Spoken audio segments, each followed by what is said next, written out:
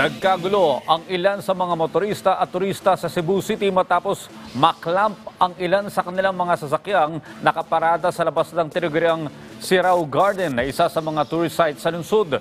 Si Jessie Atienza sa detalye.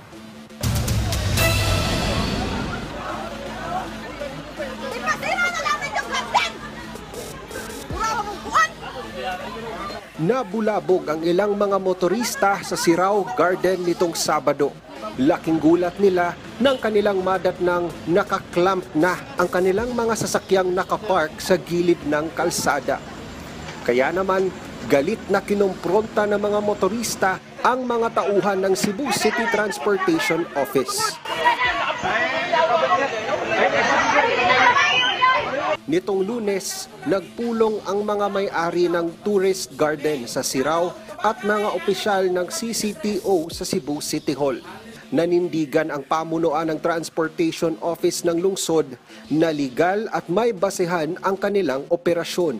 There's a traffic sign, no parking anytime. As a matter of protocol, our team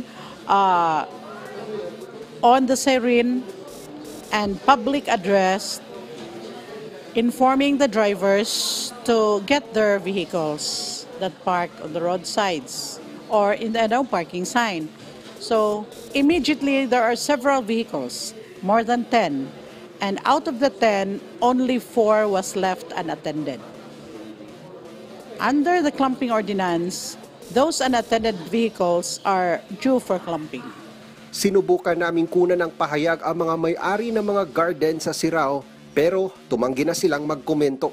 Nagpaplano na ngayon ang CCTO na maghain ng legal complaint laban sa mga taong nanakot sa kanilang mga tauhan noong Sabado.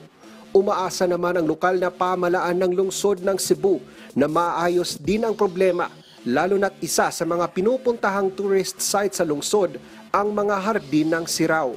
Mula sa PTV Cebu, Jessie Atienza para sa Morning Show ng Bayan, Rise and Shine, Pilipinas.